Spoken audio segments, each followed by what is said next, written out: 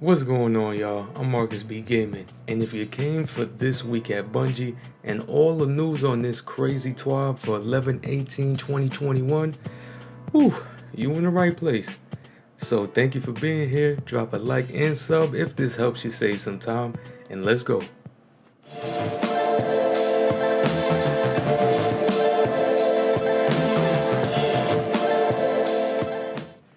Alright, y'all, this is gonna be a long one, so I'm gonna try to cut it down as much as I can. Already went through and highlighted the important info, alright? So this is another sandbox focused TWAB. To my people out there asking what a sandbox is, it's a split between the weapons you use, the armor you equip, the perks and mods that you hunt for, and the enemies you face. That's what Bungie says. So before we get into all of them details, out on December 7th is coming out the 30th anniversary pack, y'all. So just remember that you got 19 days from right now. And here we go with a lot of change, y'all. Hope you're ready. It's gonna be a long one. So Bungie says we've done a cooldown tuning pass of all the subclass abilities in the game, tuning each ability's cooldown time against its power output. So we start with the Flux Grenade on the Arcstrider Hunter. It's gonna have increased base cooldown from 82 seconds to 182 seconds. It's going to have increased attached detonation damage from 150 to 250, which is a one-shot kill in PvP. Increased damage versus PvE combatants by 15%. So we start with the Flux Grenade for hunters on Arcstrider. They're going to increase base cooldown from 82 seconds to 182 seconds. Increase attached detonation damage from 150 to 250, which is a one-shot kill in PvP. Increase damage versus PvE combatants by 15%, remove projectile tracking, add a small amount of aim assist, increase throw speed by 117%, and it now sticks to all surfaces. Fireball Grenade is getting reduced base cooldown from 82 seconds to 64 seconds, reduced damage per bolt from 90 to 65, increased damage versus PvE combatants by 15% to round that out. Bungie wants you to know that these kinds of varied cooldowns and power output should make the game feel more dynamic and give more depth to build crafting. That's their goal.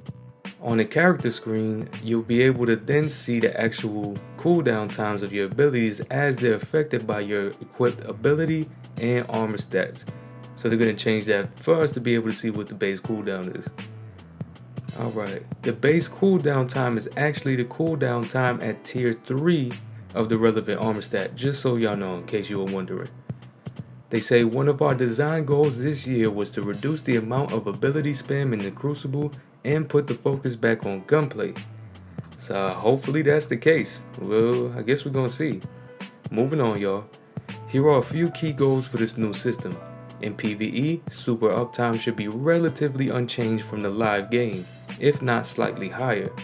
Everybody should get at least one super in a 6v6 match that goes to the score or time limit as long as they engage in regular combat.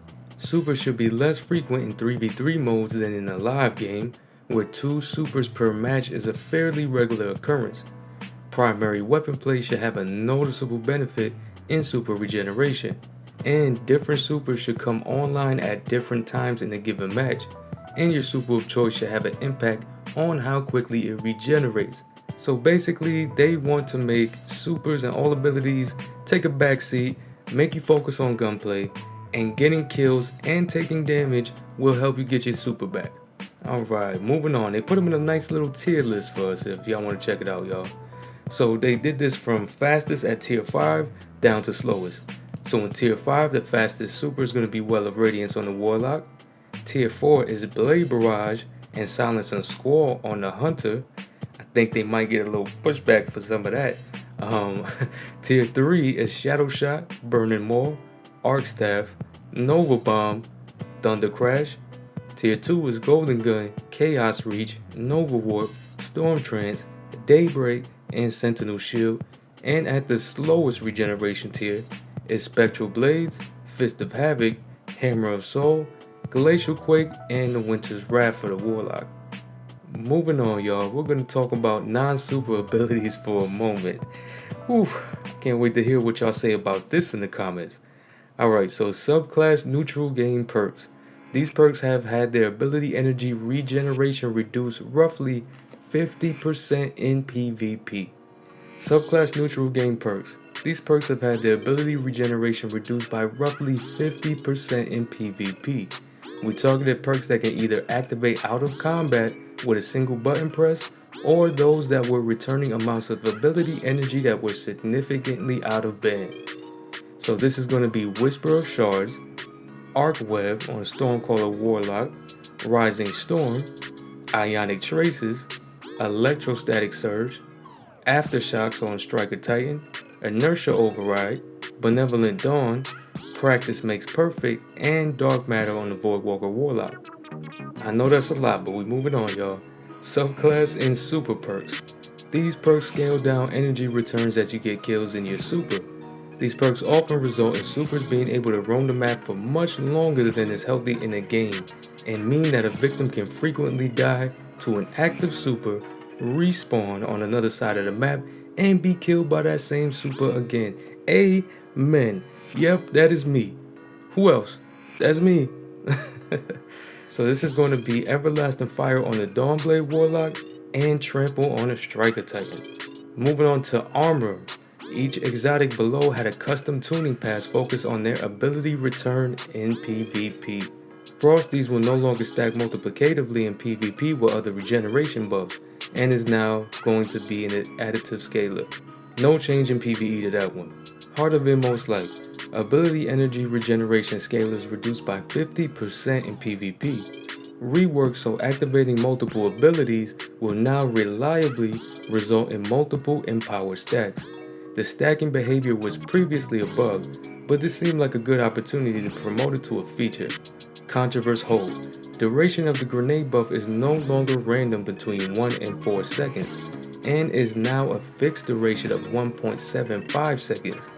Reduce grenade energy regeneration scaler by 50% in PvP. The previous average duration due to waiting was 1.71 seconds, with a 1 second duration being most common. So this should improve the exotic's consistency across the game with a lower return in PvP.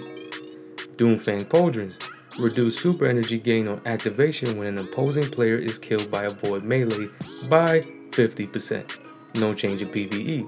Shinobu's Vow is getting reduced grenade energy gains on hits by players by 66%. No change in PvE.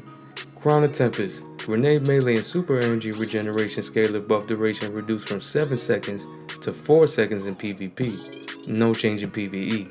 And the Stag. Reduced class ability energy refunded on shield break by 50% in PvP, and no change in PvE. Now for armor mods, y'all. In general, we reduce energy returns from these mods by roughly 50% in PvP, depending on the number of copies of the mod you have slotted. Melee Kickstart, Grenade Kickstart, Utility Kickstart, Perpetuation, Bolstering Detonation, Focus and Strike, Bomber, Outreach, Dynamo, Distribution, Momentum Transfer, and Impact Induction. Oof, that's a lot, isn't it? That's a lot, y'all. Alright, now for Stasis Crystals. I'm sure y'all were waiting for the Stasis part. Here we go. Stasis Crystals do a lot. On top of freezing players when they're created, they also block line of sight, block movement, and act as explosive barrels. It's all a bit too much for PvP. With this release, Bungie wants Stasis Crystals to slow players instead of freezing them. They'll do much less damage to players when they get blown up. As far as PvE is concerned, Stasis Crystals will freeze combatants, and we've increased Stasis Crystal detonation damage versus PvE combatants. Looking at the numbers, it was almost always better to shoot directly at a combatant instead of at a crystal near a combatant. This change should help crystals better live out their explosive barrel dreams. So Stasis Crystals will slow nearby players instead of freezing them. They'll still freeze PvE combatants while forming, increase slow/freeze radius while forming from 1.75 meters to 2.6 meters, reduce crystal detonation damage versus players by 55%, increase crystal detonation damage versus PvE by 60%, and increase crystal detonation radius from 6 meters to 8 meters. Now this one's gonna be spicy, y'all. For the Hunter subclass, Hunter Dodge will no longer break projectile tracking. Marksman's Dodge will get Tier 10 mobility cooldown increased from 11 seconds to 14 seconds. Base cooldown unchanged at 29 seconds. Gambler's Dodge, Tier 10 mobility will be increased from 11 seconds to 18 seconds. And base cooldown duration from 29 seconds to 38 seconds. Alright, now for the Stasis Revenant class, you guessed it, the Stasis Crystal changes detailed earlier mean that the Hunter's Revenant Shadow Dive will now almost never kill a full health Guardian. A lot of people doing backflips right now. And I feel you. Alright, Shadow Dive. Much less lethal versus players due to Crystal's changes. Much more lethal versus combatants in PvE due to Crystal changes. Increase shatter damage versus frozen PvE combatants by 100%. Grim Harvest aspect, increase fragment slots from 2 to 3. On Top Tree Arcstrider, Combination Blow is getting its cooldown duration reduced from 96 seconds to 15 seconds. For Bottom Tree Night Stalker, Vanishing Smoke is getting a reduced cooldown from 96 to 75 seconds. And then we move on to our Titan homies out there. All shoulder charges, listen y'all, all shoulder charges will no longer one-shot players. Sprint activation time reduced from 1.5 seconds to 1.25 seconds. Increased range from 5.5 to 6.8 meters. Targeting cone width increased by 10%. And increased damage versus PvE combatants by 25%. Seismic Strike, which is the arc shoulder charge, will have a reduced AoE damage from 90 to 40. It now blinds enemies in the area on hit, and increased cooldown from 82 to 90 seconds. Shield Bash on Void will be a reduced AoE damage from 90 to 40, and increased base cooldown from 82 to 90 seconds. And then Hammer Strike is going to have a reduced impact damage of 170 down to 120. And an increased base cooldown from 82 to 90 seconds. As far as barricades go, Towering is going to have an increased base cooldown from 37 to 40 seconds, and Rally is getting a reduced base cooldown duration from 37 to 32 seconds. Now moving on to the Behemoth Stasis class. For Diamond Lance, increase fragment slots from 1 to 3, and you'll spawn a Diamond Lance when killing a PvE combatant with a stasis weapon, killing 3 players with stasis weapons in a single life, and killing an enemy with a stasis ability along with shattering an enemy. Shiver Strike will have increased damage while in Glacial Quake by 50%, and Whisper of Chains has increased damage resistance in PvE from 25 to 40%. On Bottom Tree Striker, with Knockout, melee lunge range and melee damage bonus now deactivate after a melee kill. On Trample, super energy gained from Fist of Havoc light attack now decays to minimum amount over 3 PvP kills, down from 7. Frontal Assault will increase base cooldown from 82 seconds to 106 seconds, and Fist of Havoc's heavy slam radius reduced from 8 to 6 meters on Bottom Tree only. Alright, now moving on to the Warlocks out there, y'all. Finally they are going to make Warlocks slap at the same speed as the other 2 classes. But they will take away the additional range that Warlocks had. I think that's definitely fair. Reduce melee range from 5.5 to 4.5 meters to match Hunters and Titans, and reduce suppression time after melee. That's just what I described. On Middle Tree Voidwalker, Handheld Supernova will have reduced damage versus players. Now deals 150 damage max. So again, no more one-shots with Supernova. Increased damage versus champions and bosses by 30%. Increased projectile range from 12 to 14 meters. And now pushes targets away from the Warlock on detonation. Now with Nova Warp, increased damage versus champions and bosses by 30%. Moving on to the Shadebonder Stasis class. With Winter's Wrath, reduce shatter pulse damage versus enemy supers. Must now generally freeze and shatter all supers twice to eliminate. with Penumbral Blast, increased proximity detonation radius versus PvE combatants by 100%, and with the Bleak Watcher, while the Bleak Watcher is equipped, all Stasis Grenades charge at Glacier Grenade rate. And that's it for all of these Sandbox changes, y'all. Please be civil, but let me know how you feel about all of these changes coming in a few weeks. They're coming quick, y'all. Crazy. Alright, so another couple notes to leave y'all on that you might want to know. Destiny 2 is leaving the Xbox Game Pass. On December 8th, Destiny 2 and its expansions, Forsaken, Shadowkeep, and Beyond Light will leave the Xbox Game Pass on console and cloud. Destiny 2 and current expansions will remain on Xbox Pass for PC.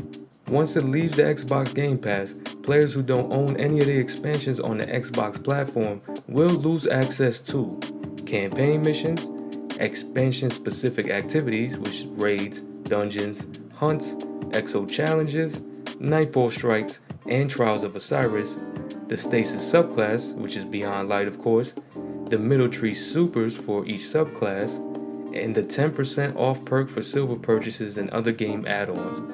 Items such as exotics already acquired will still be available for the players who earn them. Previously purchased season passes will remain active. As a reminder, the Witch Queen will not be available on console or PC Xbox Game Pass when it comes out February 22nd next year. Then a note from my people with the Xbox block players issues. Since crossplay launched earlier this season, we've seen Xbox players report that they see a lot of block players on the roster screen when they haven't blocked anyone. So if you need to fix this, y'all, you need to go to account.xbox.com. I'll put this in the description for you in case you need it. Click on your profile. Under privacy, set you can communicate outside of Xbox Live with voice and text to everyone. Set others can communicate with voice, text, or invites to everyone. Click Xbox Series X, S, Xbox One, and Windows 10 devices online safety toward the top. And set you can play with people outside of Xbox Live to allow. On console, you want to navigate to your settings, go to General, Online Safety and Family, then Privacy and Online Safety, Xbox Privacy, View Details and Customize, Communication and Multiplayer, set it to you can join cross-network play to allow, and then set you can communicate outside of Xbox with voice and text to everybody. Then clear your console cache. Alright, and now I'll leave known issues on the screen for you in case you're looking for it. There's just one, so it's nice and easy. I want to thank y'all very much for sticking around till now. Thank you for the view. Please hit like and sub and hit that bell if you want more stuff like this to keep you up to date, guides, live streams that do help, and more stuff like that. And please hit me with your comments below. Will this be good for PvP? Or will it not? We're gonna find out in a couple weeks either way. Can't do nothing about that. But either way, y'all, be safe. And if this has triggered y'all, I got you. Hopefully, this will help. Wait, wrong way. This will help. Alright, y'all. Have a great one. Be safe. Spread love, not hate. I'm out.